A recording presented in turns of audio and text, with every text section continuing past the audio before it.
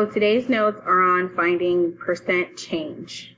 You were given a foldable today in class. It's either yellow or blue, and it looks like this.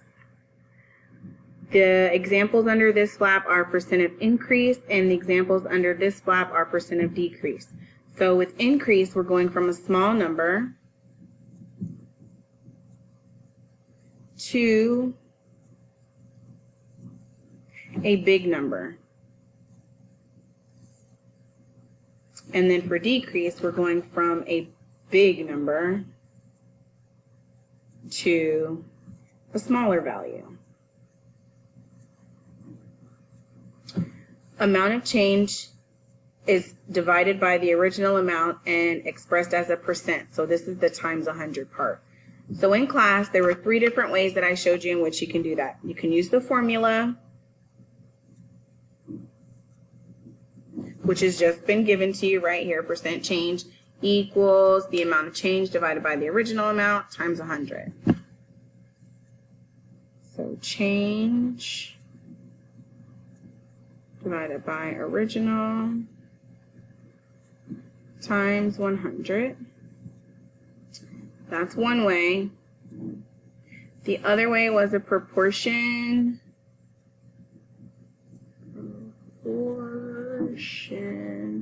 box. That doesn't look like proportion, it looks like proportion.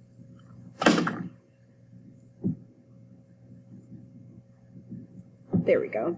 And then that's the box that some of you may remember from 6th grade, where you had your box and you put your change up top, the original at the bottom, X over 100, or you can flip-flop it. It doesn't matter. You're still going to get the same answer. And what I mean by flip-flop is put X and 100 over here, and then your change and your original over here. So this is the proportion box, and then just the regular proportion looks like this. The change divided by the original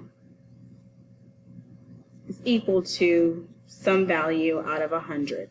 The 100 is for percent. Percent is always out of 100. Yes, this number can be greater than 100 because that means I'm going to take this number and increase it a whole lot more.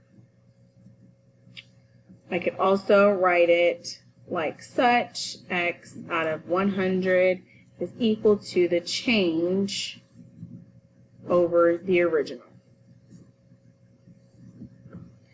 Either way, your denominators are always your original amount and 100, original amount and 100, 100 and original amount. So you should have gone over at least the first 2 examples of percent increase in class. So now we're going to look at the bottled water example and then Bobby exercising. So example 3. Bottled water in the vending machine costs $1.25. This price is the markup from the wholesale cost of 20 cents. What is the markup as a percent? So remember to always go back in your question and put a box around what is important.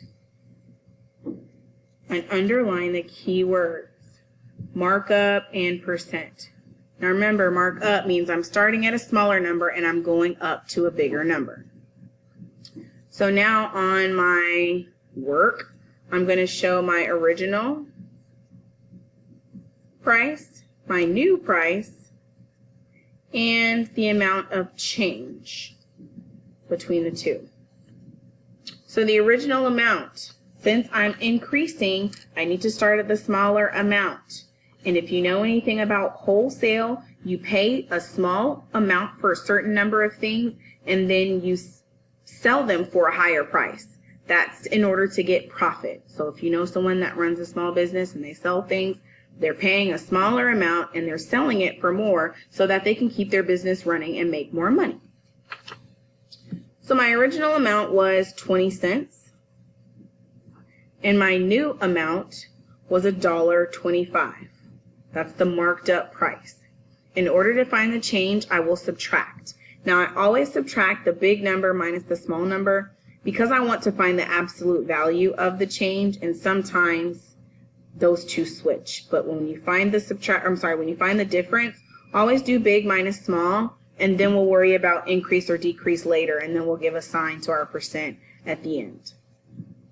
So $1.25 minus 20 cents leaves me with $1.05. Now, I'm going to go about solving this the formula way, and then I'll use the proportion way because that way I feel is more easy for students to solve these problems, and it's simply just cross multiplying and dividing. And I want you to get familiar with looking at the fractions and understanding that you can simplify them, so when you do divide, you're not dividing by a really big number and getting confused. So my formula is the amount of change divided by my original times 100. So I'm going to come over here. My amount of change is $1.05. Divided by my original is 20 cents times 100. Now, this times 100, this is basically a multiplication problem with fractions. In order to make 100 a fraction, it's a whole number, so it has an invisible denominator of 1. This problem is now 105 over 0.20 times 100 over 1. How do you multiply fractions? Top times top, bottom times bottom. So then I'll have 105 here times 100 over 0.20 times 1, which is just 0.20. I don't need to add that 1 down there. Now I like to simplify. I can do so by simplifying early on, or I can multiply and then simplify at the end. I'm going to multiply this out so I can get rid of some decimals or get rid of one of my decimals and then be left with 20 cents down here and then go from there.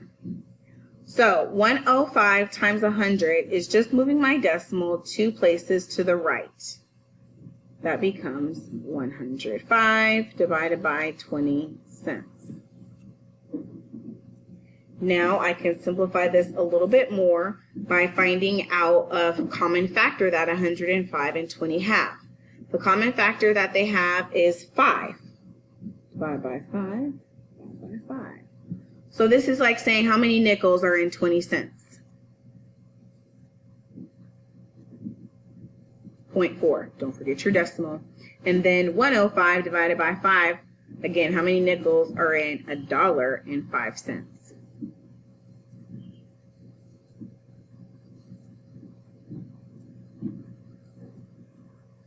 That'll be 21. So now I need to solve my problem. I can easily long divide 21 and 4/10. Okay, I made a little mistake here. My 20 cents divided by 5, this should be 0.04. This should be 400s, not 4/10. So you guys, like I say all the time in class, Miss Starling is not perfect. Forgot that little 0.04 there. Now I have my division problem, and I can do a long division, and it'll be easy because the number that I'm dividing by is going to have 1 digit. Watch what happens. 21 divided by 400ths. We need to apply the T-bow rule.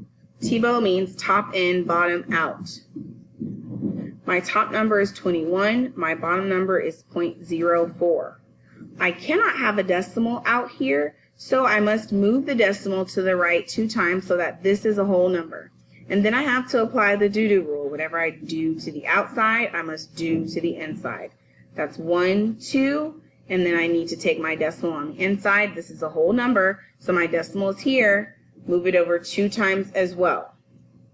Now my division problem is 2100 divided by 4. And then I can go ahead and divide. 4 doesn't go into 2, so please don't put anything on top of that 2, but it goes into 21 5 times. 5 times 4 is 20. 1, bring down my 0. 4 goes into 10 twice. 2 times 4 is 8. 10 minus 8 is 2. 4 into 20 is 5 times. Finish up my problem, and I have no remainder left. My final answer will be 525%. So go ahead and bring that over here. 525%. That's a huge markup. That means I took this price and I multiplied it by 5 1/4 to get this amount of money. And the quarter is 1/4 of my 20 cents. Okay? We'll move on to the next example in a moment.